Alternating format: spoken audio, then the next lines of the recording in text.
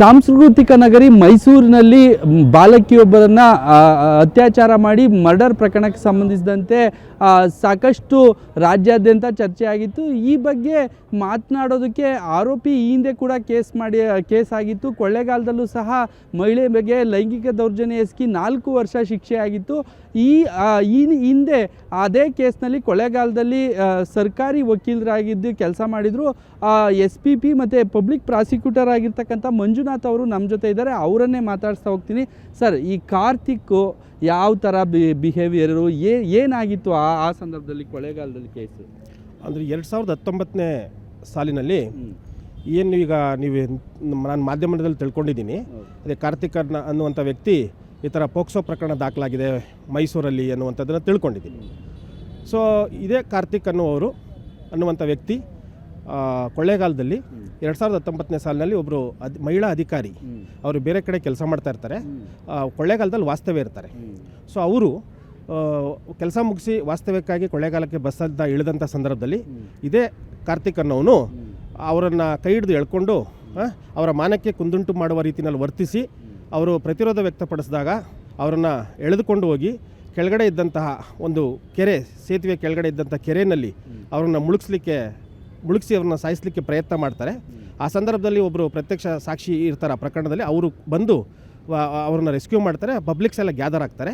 ಆ ನಂತರ ಅವರು ರೆಸ್ಕ್ಯೂ ಆಗ್ತಾರೆ, ಶಾಕ್ ಆಗುತ್ತೆ.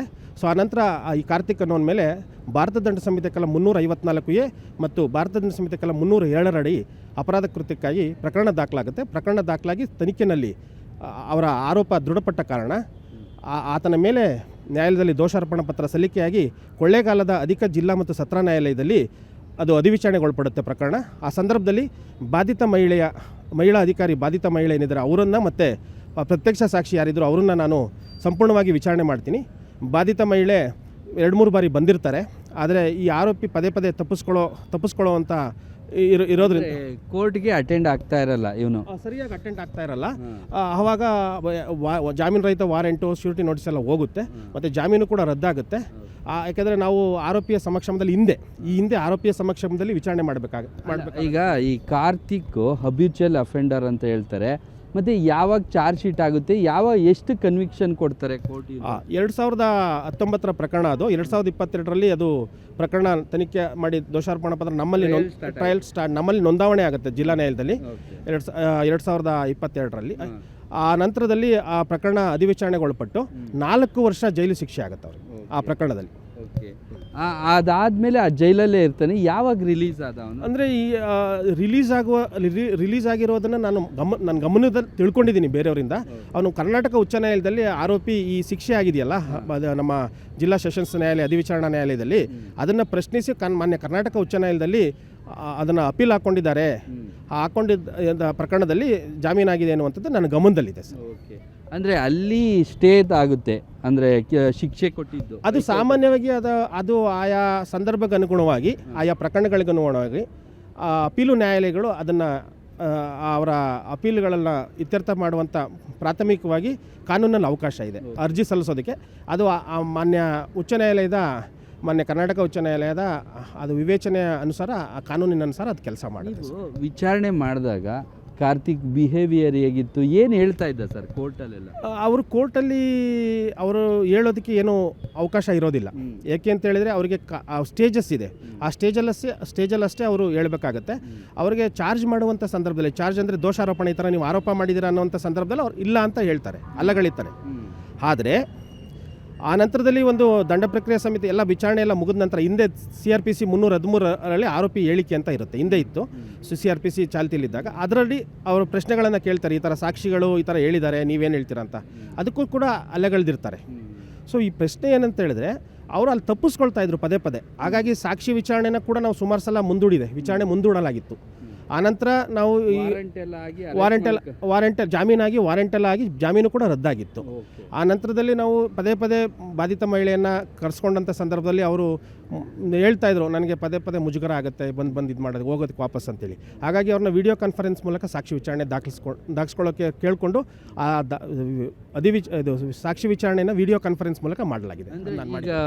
4 ತಿಂಗಳ ಹಿಂದೆ ಹೊರಗಡೆ ಬಂದು ಮತ್ತೆ ಈ ಕೃತ್ಯ ಎಸಗಿದ್ದಾನೆ ಮೈಸೂರಲ್ಲಿ. ಅಂದರೆ ಆ ಪ್ರಕರಣದಲ್ಲಿ ನಾನು ಸರ್ಕಾರಿ ಅಭಿಯೋಜಕನಾಗಿ 2 ಸಾಕ್ಷಿಗಳ ವಿಚಾರಣೆ ಮಾಡಿದೆ. ಬಟ್ ಅನಂತರ ಫೆಬ್ರವರಿ 2020 ಅದು ತೀರ್ಪಾಗಿದೆ.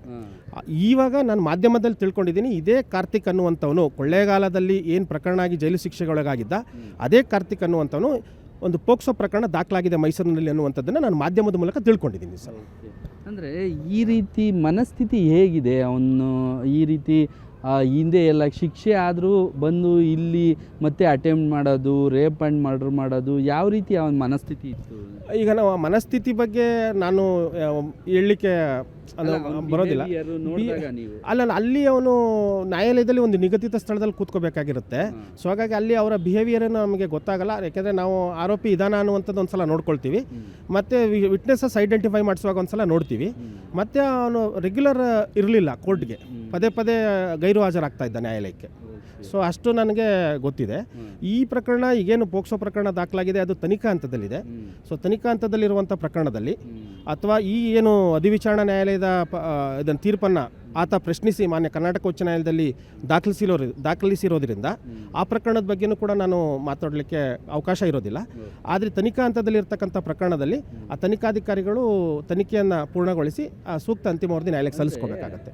ಆರೋಪಿಗಳು ಅಪರಾಧಿಯಾಗಿ ಶಿಕ್ಷೆ ಆದರೂ ಸಹ ಬುದ್ಧಿ ಕಲಿತಾ ಇಲ್ಲ ಅನ್ನೋ ರೀತಿ ಇದೆಯಲ್ಲ.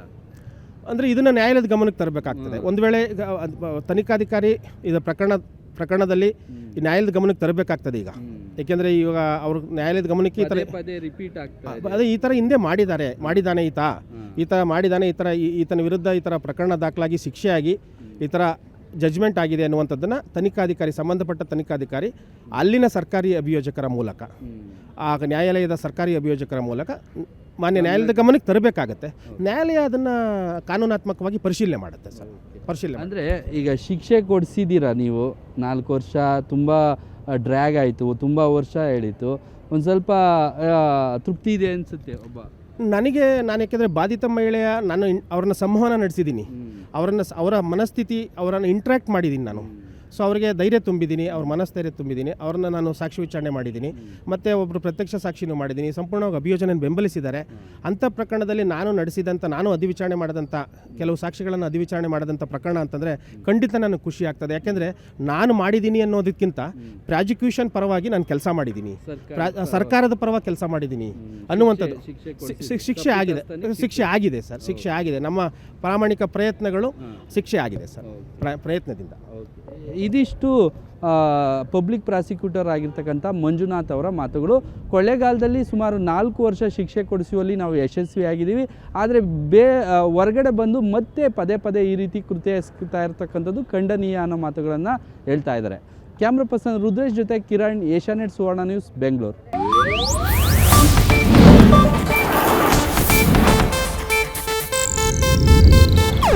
ಇದು ಏಷ್ಯಾನೆಟ್ ನ್ಯೂಸ್ ನೆಟ್ವರ್ಕ್ ಪ್ರಸ್ತುತಿ.